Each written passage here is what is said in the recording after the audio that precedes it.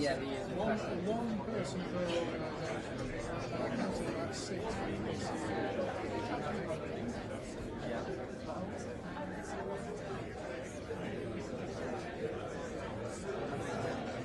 Well, they've got all their news channel, it's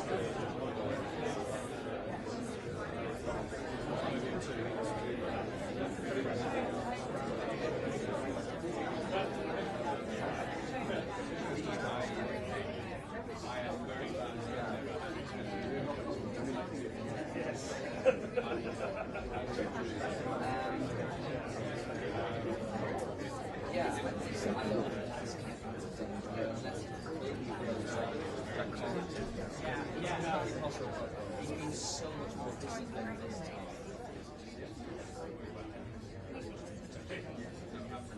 And just try to get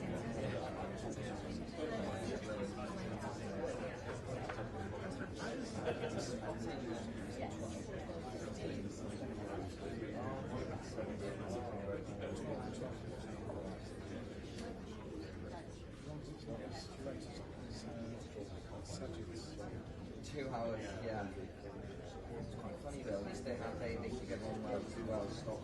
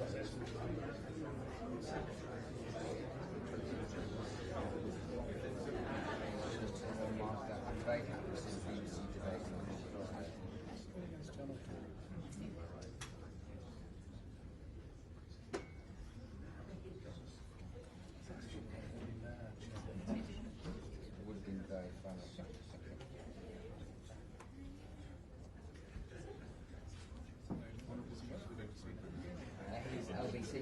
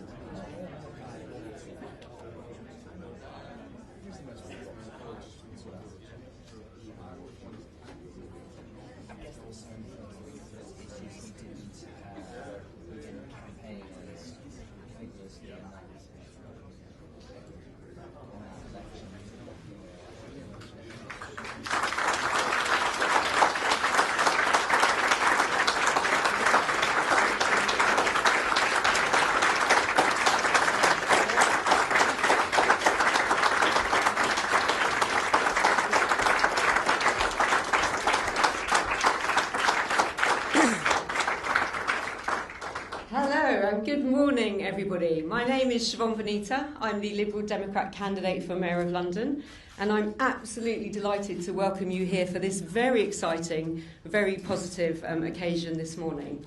In a moment, we're going to hear from Vince and we're going to hear from Chuka, but I just wanted to say a few words myself, because obviously this is hugely exciting for us in London to have a new MP, hugely exciting for the London campaign and the boost that gives us in London as well.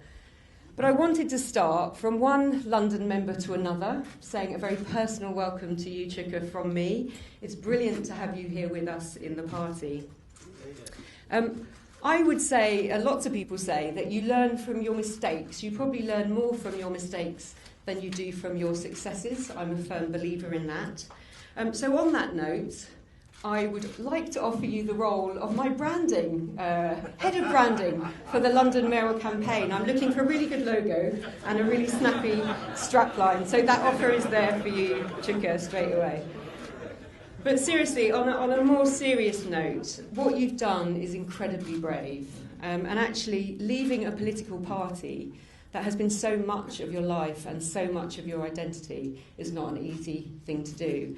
And for any of us who campaigned in the European elections, we had Labour voters, traditional Conservative voters, coming up to us all the time, incredibly emotional, saying that this was the first time they were going to be voting Liberal Democrat. And I think we are all hugely grateful to anybody who now is putting old tribal politics aside in the national interest. So thank you for that, and we really appreciate that this has not been an easy journey for you. I have huge sympathy with what you've done. My own journey, I actually left the civil service in 2012 to run as an independent candidate, and I see myself as the original Tigger, actually, because back then in 2012 I was saying we needed a different kind of politics, and I was saying that the two-party system was already broken and that we needed much more diversity in public leadership and different voices coming into politics. And I never thought I would join a political party. As a senior civil servant, it wasn't something that I had ever considered doing. But Brexit changed everything. And on the morning of the EU referendum result, within half an hour of waking up, I went online and I joined the Liberal Democrats. And to me, and I think like millions of other people who have come on a similar journey, it's not just about Brexit, it's not just about fighting Brexit, although that's the immediate challenge for us. And I'm delighted that so many people have come to us for that. But it's so much more now. It's about the kind of future that we want for this country, for our families, for our children.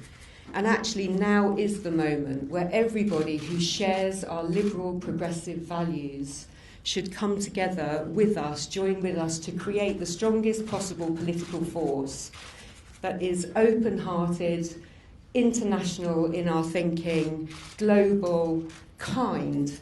And actually we are the antithesis, I think, to what we're seeing in terms of the extreme far right and the extreme far left. So again, it's wonderful to have you and so many other people like you coming to us.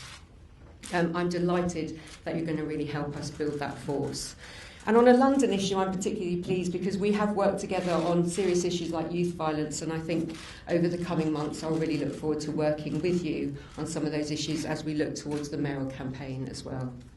But before we hear from you, Chuka, I want to introduce somebody else. I want to hand over to the man who has made all this possible, who has actually made today possible. And actually he has been a voice of reason in a time of quite unreasonable politics. He has been consistent in the message throughout the whole Brexit saga, throughout the local elections, throughout the European elections, that our Liberal Democrat door is welcome, is open for anybody who shares our values. And that has been, I think, a beacon of hope, actually, for a lot of people in the recent period. And he is also the reason, and you will learn this, Chuka, quite quickly now, why so many of us on a daily basis are required to shout bollocks to Brexit at least once a day. I would like to hand over to Vince Cable. Thank you very much.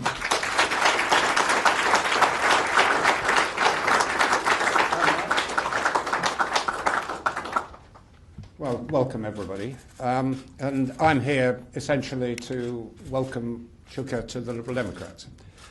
He's a big political figure, big political personality, and we're really delighted to have him in our ranks. Actually, the two of us go back quite a long way. He was my shadow when I was Secretary of State in the coalition, and we exchanged some fairly heavy blows, I think. Most of them will have been recorded by some of the journalists present. But I think out of it, that there was mutual respect, and we retained a relationship, which has, I think, blossomed into a friendship. When I came back into Parliament in 2017, when I think Chuka was feeling increasingly uncomfortable, as many others were, with the direction of the Labour Party, I think we maintained a dialogue, then subsequently in the TIG period and after. And I'm delighted that that relationship has sustained in that way. I think one of the things I realised through these conversations was that he is somebody who shares our and my liberal and social democratic values very clearly. I think this was brought to a head a few months ago, but we both wrote pamphlets on the world after Brexit, if there ever is one, and trying to describe a sort of vision of the future. And I think as we wrote them, they were intended as competing products. But I think when our teams read through them, they found it impossible to find anything that was actually different. But we've now come together. The political situation is evolving quite rapidly. We've just had these two elections, I think, which demonstrated the Liberal Democrats are clearly the undisputed force in the centre ground of British politics. It's important, of course, to have the values, which we do, the liberal, the social democratic values. It's also important to have a large, engaged membership and political infrastructure and organisation, and we've demonstrated why those things actually do matter. But Chuka's joining us at an important and dangerous time. We're seeing the two traditional major parties doubling down on the things that got them into trouble in the first place. The Conservatives competing for a leader who's harder and harder on Brexit and retreating into very regressive tax and social policies. And following the Peterborough by-election, we've seen Jeremy Corbyn doubling down on a failed strategy of constructive ambiguity and refusing to recognise reality. And never was this a more important time for the Liberal Democrats to be there and in force and a rising force. The fact that we've had two good elections is by no means the end. I mean, we're not sitting on our laurels. There's a vast amount still to be done. We've got to broaden out, become a wider movement, and this is part of that process. And I'm absolutely delighted Chuka's joining us, and I'm invited now to say a few words. Thank you.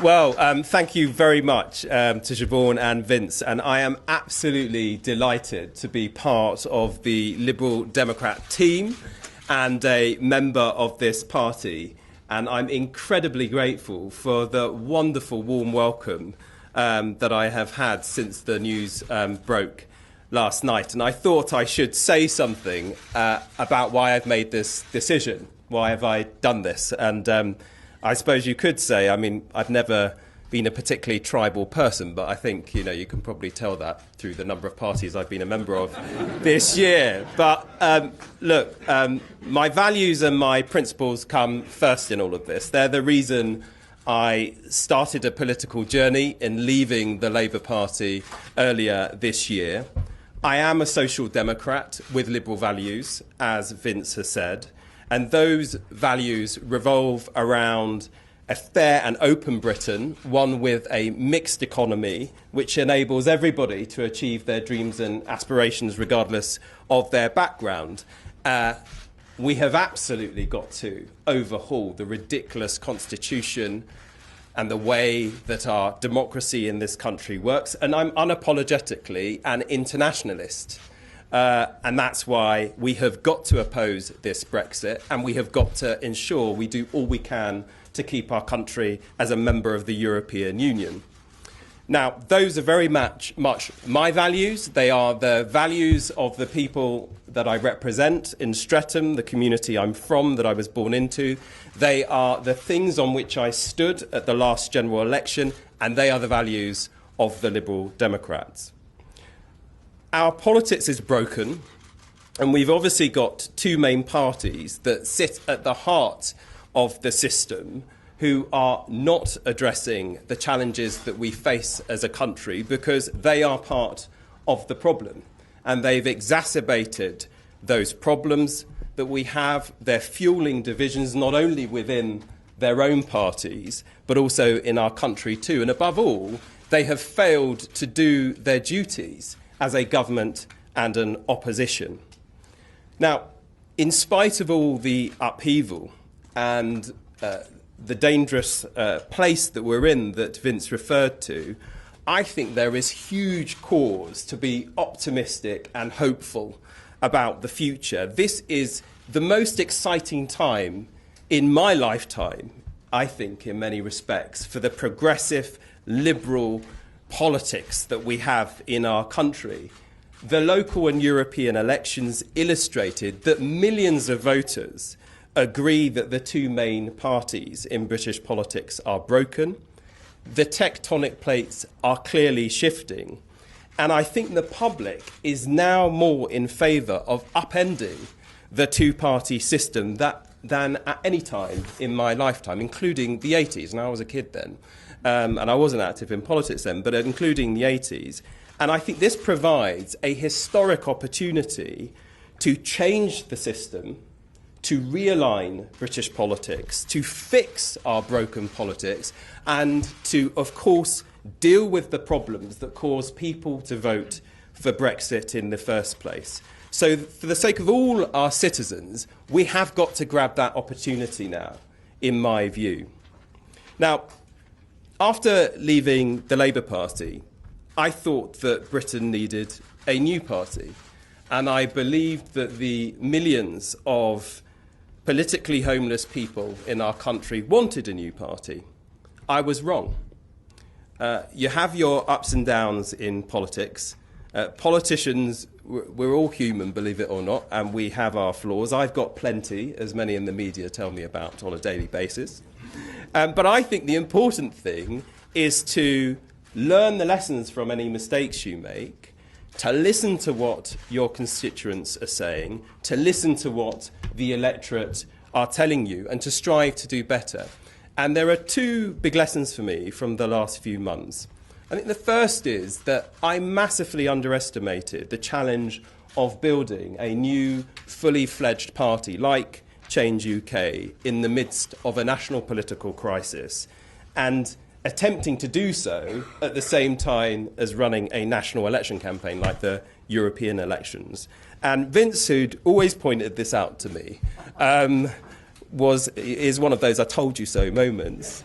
He was right to point out the importance of having an existing party infrastructure with long-standing relationships with hundreds of thousands of voters. And obviously that was a massive factor in the success of this party, not just in the local elections, but the European elections too. I think the second lesson is this. There is no doubt that under our first-past-the-post electoral system, which, by the way, needs to be dumped and replaced with a system of proportional representation, in my view.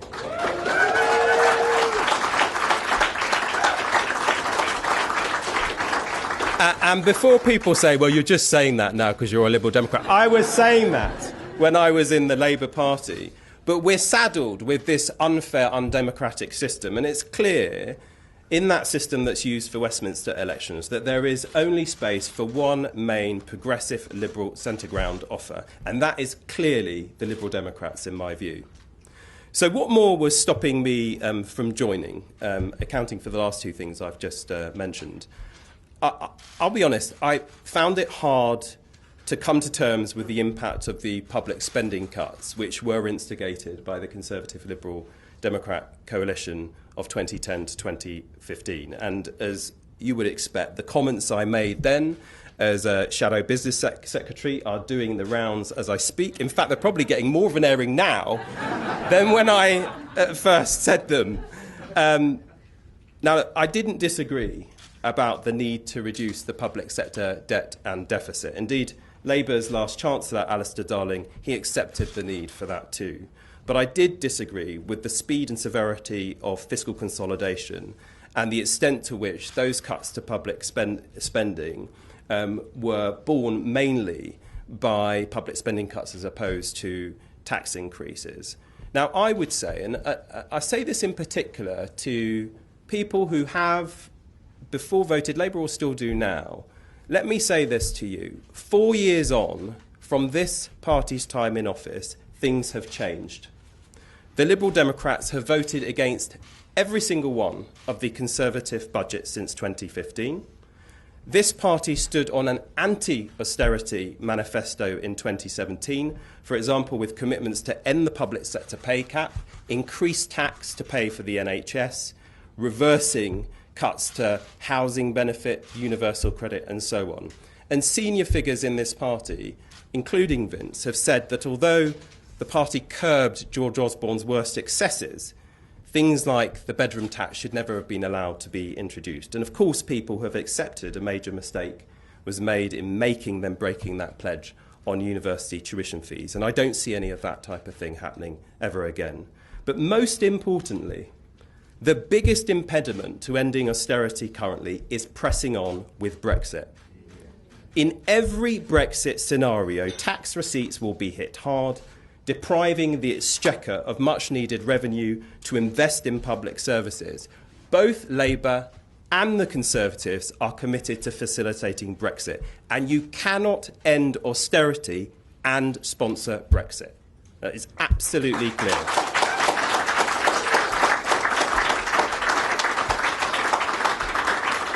And I am proud to be a member of a party that was committed to a people's vote and remaining in the European Union right from the start. Now, I suspect that those who are going to be most critical of the decision that I have made will be many of those that I left behind in the Labour Party. The question they must answer now is this: if they are committed to ending austerity too, continued support of a party leadership committed to Brexit cannot enable you to end austerity. Privately, many accept this. And they also know that visceral hatred of people who don't share your views, of the West, there's of course the anti-Semitism too, they know that is commonplace in Labour circles. They abhor the bullying, the behaviour by supporters of their leadership, as much as they abhor the fact that that leadership tacitly sanctions this. So, in its words and deeds, Labour is not being true to the progressive values that I believe in. They're not being true to the progressive values that many Labour people believe in, and many Labour people know that. We all do. And I say to them, particularly the social democratic centre-left, there is a home for you. It is the Liberal Democrats.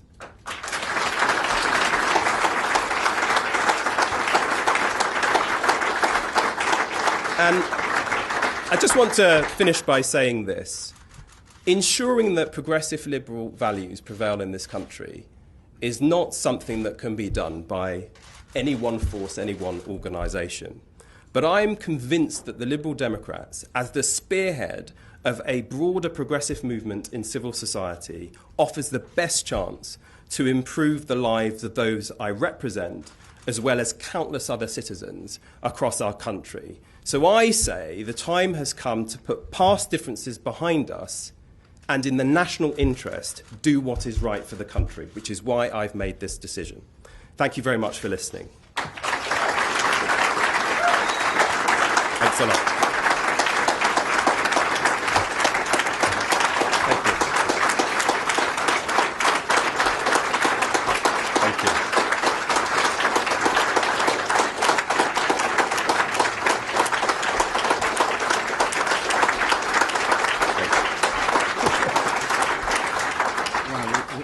we now get to answer the difficult questions, starting with Ian. Okay, I'll ask the current leader of the Liberal Democrats a question first.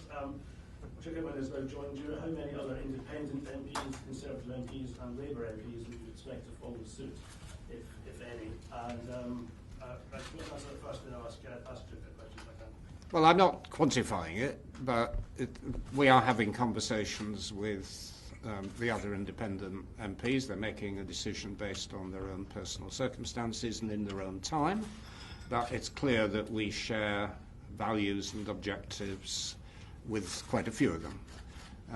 It was also very clear, particularly after the debate a couple of days ago, that there is now a substantial chunk of Conservatives who've crossed the Rubicon mentally, no longer feel part of the Conservatives in view of their position on Brexit. Where they go, when they go, I can't predict, but it's important that we talk to them.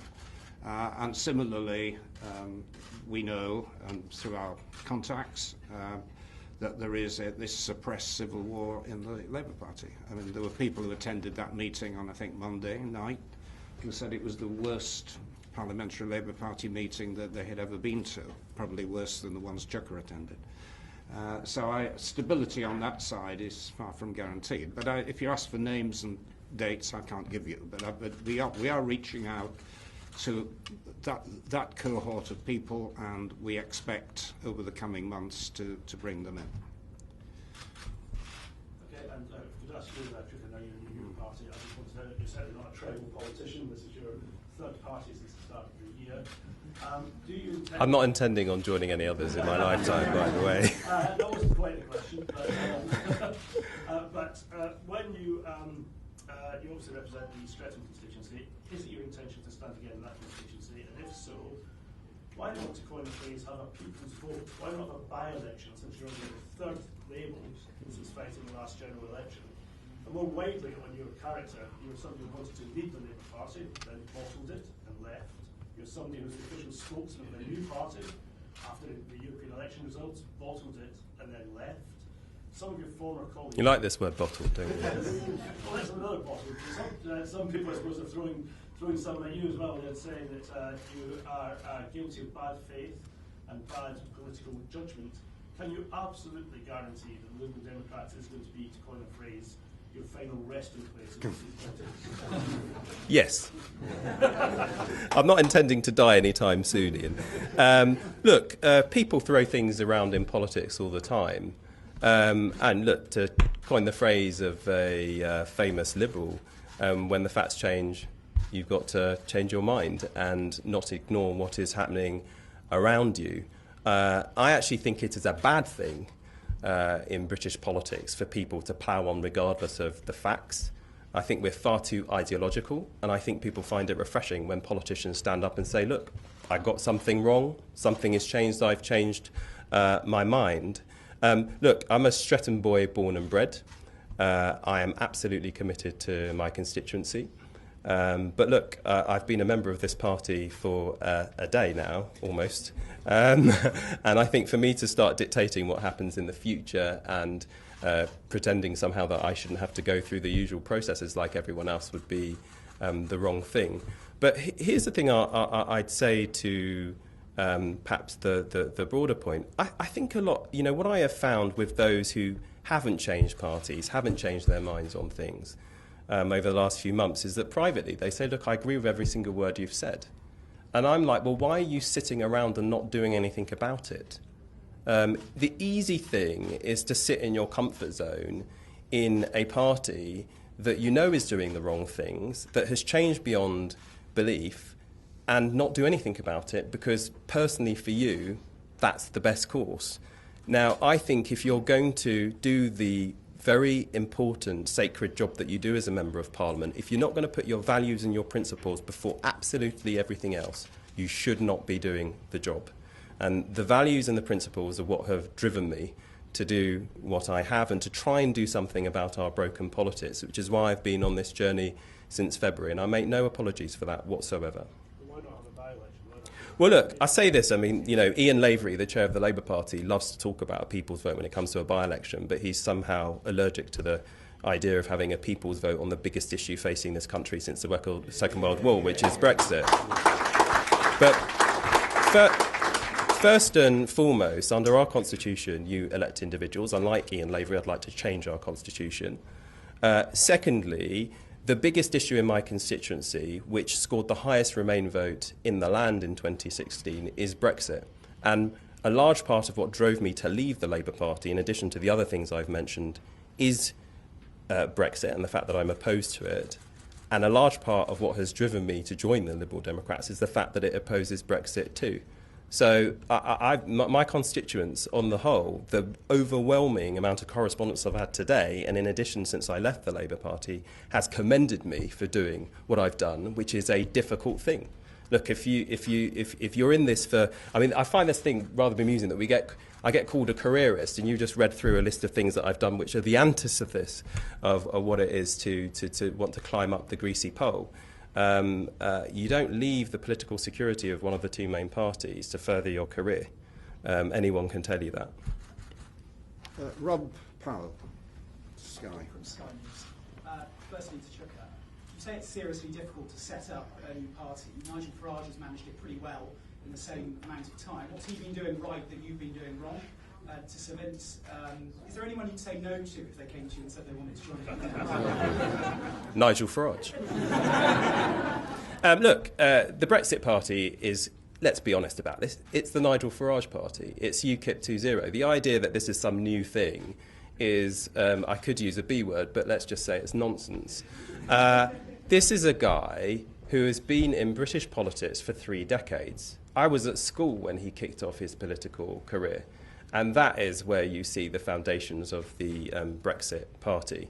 So I think it is unfair to compare the Brexit Party, for example, to Change UK. And I should say on that front, I have a huge amount of respect from my friends who've continued with Change UK. We have the same political goals and objectives, but have a different view on how to achieve those things going forward. But I think there's no doubt about it that the political liberal political force in British politics got a serious needed injection of energy from what we did in February. I think everybody accepts that. The question is now, what is the best way of taking forward that politics and providing the most credible, viable alternative for the British people to what is likely to be a Boris Johnson premiership or a Jeremy Corbyn nightmare?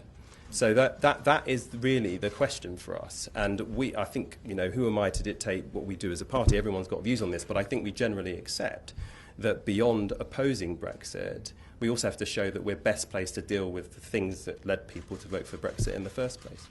And to answer your question, the answer is there are lots of people we wouldn't have. There is a litmus test that people should subscribe to our values. Absolutely. I mean, you may have noticed there are a lot of independent MPs floating around at the moment. And I suspect one or two of them might quite like to join us. But they won't get an invitation and they wouldn't be accepted unless they subscribe to the liberal values that we proclaim as a party. Peter Walker, Guardian, I think, is next on my list. Chuka, a quick question. You've explained why your views of the Dems have changed over time. But only 7 weeks ago, there was a memo of Change UK put out to the press, which basically says, as Change UK, we're going to replace the Lib Dems. No mergers, no anything like that. And my understanding is that memo was written by you. What has changed in such a short space of time? So there were a number of proposals that were put forward in Change UK. I was not the responsible for any particular strategy when it came to the Liberal Democrats. But the thing that precipitated, if you like, the breakup of Change UK as it was a difference on how we should actually work with the Liberal Democrats. And I mean, I'd always been a lot more circumspect in the language that I'd used publicly to talk about co-working with the Liberal Democrats, because ultimately my hunch was we would have to work very closely together in some way, shape or form in the future. Now, for me, in terms of what form of working that took, I was never going to rule anything out. And I was happy for there to be a merger, for one side to join the other side, or to do the ultimate thing, in joining, as I said, in joining one of the parties as I've done. But other members of Change UK were never prepared to go that far. And ultimately, that's what precipitated the split, if you like, in the party, was a difference on how to work with other actors within the progressive centre ground. But as I said, I mean, I'm very open about it. I thought that what we needed was a new party in the centre ground of in British politics, and I was fundamentally wrong on that. And you've got to hold your hands up and say it's wrong if you see it's wrong, and I have. Jenny McKiernan was next, and then ITV. Jenny McKiernan from PA. You said that you were listening to the electorate when you decided that Change UK didn't have the space to succeed. But the electorate also voted to leave the EU. So isn't what you're doing, you want to rip up our voting system, you're switching parties on a daily basis almost. I mean, isn't it anti-democratic? Well, steady on a daily basis, I've done it over a few months. Look, don't forget, in 2016, 52% of people voted in a referendum on a 37% turnout. The equivalent of 37% of registered electors voted for us to leave the European Union then. But you have seen consistently since the middle of 2017 majority support for us to actually stay in the European Union now that people see what Brexit is. Not least if you look at the 2 million young people who are now entitled to vote, who were not entitled to vote in 2016. Overwhelmingly, they wish to stay in the European Union. It would be profoundly anti-democratic to impose a future which thwarts their opportunities, in particular on the young people of this country, in my view. Thank you. Andy Bell, 5 News. Cyril, you said that you thought there was a natural place for people in the Labour Party to come to the Liberal Democrats. But if Brexit is the most important issue, surely Labour MPs should be staying and Labour people should be staying in the Labour Party and fighting there to change Labour Party policy. I mean, there's clearly a degree of shift going on inside the Labour Party. Isn't that the most important thing they can do? And one question for Vince Cable, do you see next to you the future leader of the Liberal Democrats? Look, the Labour Party's position hasn't changed in the last couple of years, as far as I can make out. It has a Brexiter leading the party who refuses to unequivocally commit in every single circumstance to a people's vote on the Brexit deal and to remaining in the European Union. And that hasn't changed. Tonally, arguably, the biggest shift we saw from the Labour Party came when a number of us left the Labour Party in February. But people shouldn't kid themselves. I sense we've probably topped out in terms of the numbers of Labour MPs you can get to vote for a people's vote. I think where the additional numbers will come from is amongst Conservatives. And the question is whether they are prepared to put their country before their party political and personal interests. That's the key question. And on my question, I'm not predicting long-term leadership odds. I mean, we have two excellent candidates competing at the moment. One of whom, Ed Davies, here, and the other, Joe Swinson, has sent her best wishes from Scotland. Mike. Michael Settle from the Herald. Chuka, have you ever thought, if only I'd done this a year ago, I could be in the running to be leader of the Liberal Democrats? No. And who are you backing in that regard? And if I may, this is the mandatory question at any press conference.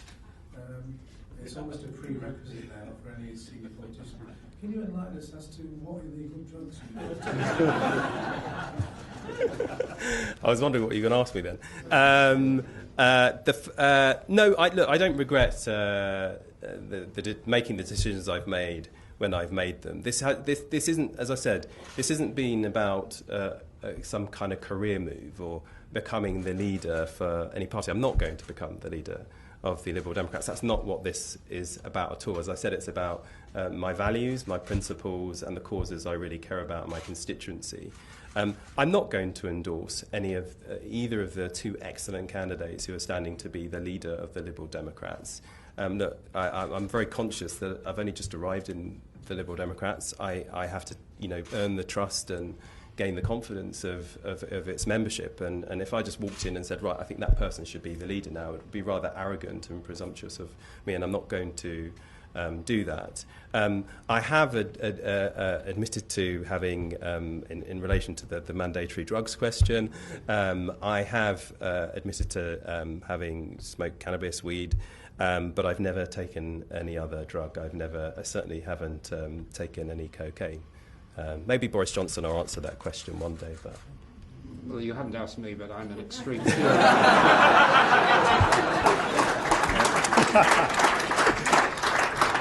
I'm an extreme Puritan and not guilty on all counts. Anyway, Seb from the FT. Hi, Chuka. I just wondered, what would you say to the people of Streatham who obviously voted for you as Labour, have seen you go to Change UK, and now as a Liberal Democrat? You know, how can they trust you not to do this again in the future? And second of all, will you stand in Streatham as a Liberal Democrat at the next general election? Well, I've answered the question about what will happen at the next general election, which will be for the party to decide. And as I said, I'm fully committed to Streatham, which is where I'm from. I was born and bred in. In terms of my constituents, I think I find this quite interesting, actually, because I think a lot, no disrespect to you personally, but I think a lot of people in the bubble don't seem to appreciate how British politics has fundamentally changed this last few years. It is no longer a left-right thing, British politics. It's much more complex than that. And in many respects, whether people will leave or remain is a much stronger determinant now of how they will vote. In fact, I think, Seb, you've actually written that in your columns. And it's true, isn't it? So I've obviously been brainwashed by you. But the point is, like I said, I represent the most Remain constituency in the country. So they don't have a problem with what I'm doing because they know what my values are and what I believe in, and they know I want us to stay in the European Union. And that might be why, actually, the Liberal Democrats at the European elections won every single ward in my constituency, bar one, and came very close to taking a seat at one of the recent by-elections that we had, council by-elections that we had. So I haven't had people stopping me in the street and having a go at me. There might be the odd momentum, Corbynite, but I can live with that. Henry, Telegraph? Sorry. Yeah. Okay. So have we got the mic somewhere? Sorry, dear. Harry Rule from the Daily Telegraph. Vince, I just want to press you on that question about leadership material. We know we've got two candidates currently, but do you see Chuka, you describe him as a big political figure, do you see him potentially being leadership material in the future? And Chuka, I just want to come back to you on the point, your criticisms of the Lib Dems over the last 3 years have been well documented online. Are you not slightly embarrassed that you've constantly criticised them for 3 years, and now you're almost kind of crawling on your hands and knees into the party? I mean... Well, I always knew the Telegraph were my biggest fans. Look, I'd be careful what you look at on social media. John Healey, a member of Labour's shadow cabinet, has been going around quoting social media content that is purportedly from me, which is fake. Which might point to some of the problems that the Labour Party has got. But of course, as Shadow Business Secretary, as I said, I was critical of the fiscal position of the government then. And I'm not denying that was the case. But as I said, I think on austerity, the party fundamentally has changed. And the most important things are the values and principles. And I've always subscribed to Liberal Democrat values and principles, including before I joined in the last day. So I don't have a problem with that. I'm not sure crawling on I can't quite remember how you described it, but I don't agree with your description of how I've come to join this party. But on leadership, I mean, we have, as I've just said, we've got two excellent candidates. I would expect whoever wins to be there for several years. I mean, apart from me, most of our leaders have had reasonable longevity. Quite a lot of our MPs have leadership potential, as do some of our prospective candidates. And, in years to come, there are good people coming through the ranks, and Chuka will be one of them. But, we're way beyond thinking about the next leader but one.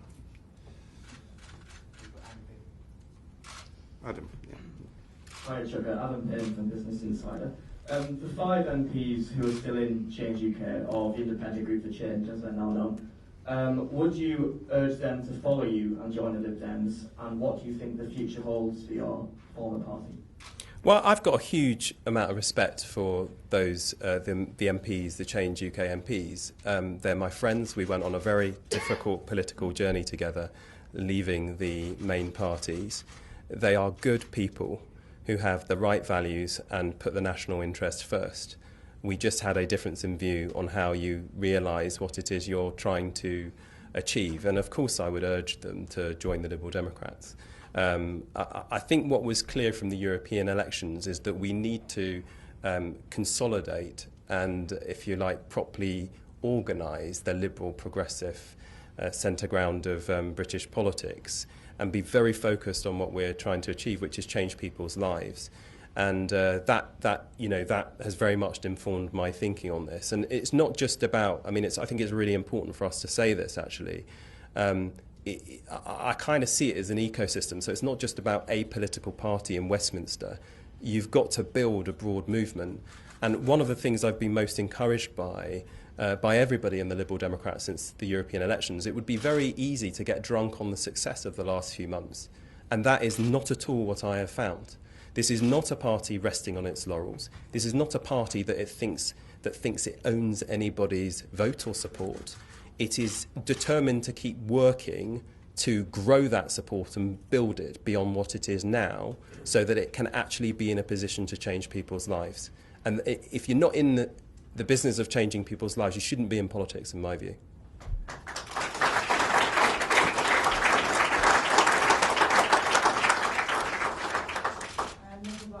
From the Daily Mirror. You said that some Labour MPs were stuck in a comfort zone in the Labour Party, and that if they agree with what you said, they should leave. A lot of those would say that they're sort of fighting quite a difficult internal fight, and that they are being brave at standing up for what they believe in. Whereas you've left, what would you say to them? Because it's quite a difficult thing to say to them that they're staying in a comfort zone. And secondly, are there any areas of Liberal Democrat policy where you don't agree with the party and where you might voice disagreement internally? I think on the last one, as you would expect, I've gone through Liberal Democrat policy, read the Constitution, etc., and actually I can't find any areas of potential disagreement. And I'm not just saying that; it's true. I thought, what about Trident? But this party is committed to maintaining our nuclear deterrent, for example, and I, like the party, want to see us, nuclear disarm across the world. So really, there wasn't much I could find at all on that front. I've reassured Chuka that I probably have more than he does. and then. Well, at least I've got licence now. That's great. In relation to colleagues in the Labour Party, look, I wouldn't say that. I'm glad you picked me up on that, actually, because look, I wouldn't say that all colleagues are just in their comfort zone and none are fighting to ensure that social democracy can prevail in that party. So I think you're right to pick me up on that particular point. But my assessment is this: the Labour Party is not the Labour Party that I joined. It is a new and different party now. Over 80% of the membership, I think thereabouts, were not members before 2015. The leadership has been taken over by the hard left, but so has the NEC, so has the party machine, and it is no longer a broad church.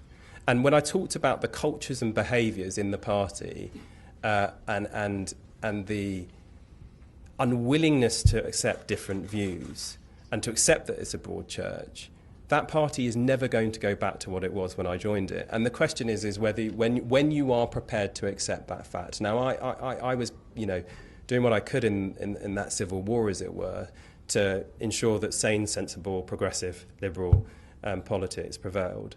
But they won't again in the Labour Party, and it saddens me to say that. But that is the fact, in my view. Paris Christianus from the Scotsman. Sir Vince, given the events of the past week, the failure of the Labour motion, and also where the Conservative Party leadership currently looks to be going, come September or October, would the Lib Dems again support a motion of no confidence in the government? And Mr. Umunna, from what you've just said, it sounds like if after an election there was a possibility of a coalition, you wouldn't recommend working with Labour. Is that right? So that, to me, yeah. No, I've made it very clear we couldn't possibly form a coalition with the Labour Party in its present form, or with the Conservatives. I mean, no way in either case. In relation to the legislation or the change of legislation that was attempted in the middle of the week, no, if it does lead to a no confidence motion, we will support that. We have in the past. We're ready for a general election if one comes. We're optimistic we'll do very well in it. But we don't think that's the ideal outcome.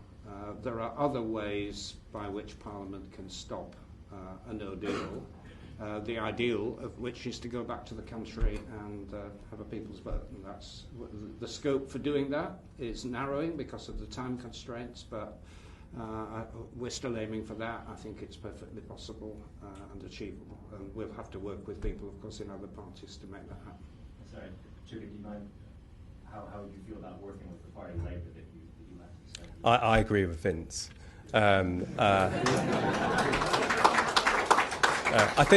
think both Joe and Ed have said exactly the same as Vince, but whilst also acknowledging that the principle of coalition is, of course, something that the Liberal Democrats accept, because if we're arguing to change the voting system to a system of proportional representation, in most of those systems you end up with coalitions. But in respect of these two main parties, as they are now, how on earth could you possibly sponsor these people to continue to damage our communities and our country in the way that they are doing at the moment? One more. Thank you, Martin Beckford from The Sun. I just want to ask Sir Vince, when did you first approach Chuka? Was it when he was in Labour or after he left for Change UK? And were the talks between you, was it just one-on-one, or did you have to keep it secret from other people? No, we've had a lot of one-on-one conversations over the years when Chuka was in the Labour Party, when he was in the TIGs, and subsequently. No, it's a sort of ongoing relationship, and we've had private conversation. We've also had Teams meeting. You know, there's a lot of collaborative work goes on, and I think probably more than you give us credit for. Well, the decision to move parties came from Chuka himself. I didn't browbeat him into saying you must do it, but I will have made it very clear there was an open door, and that's exactly the same message to people who are still out in the wilderness. Thank you very much. Thank you very much. Thanks a lot. Thank you. Go out the way.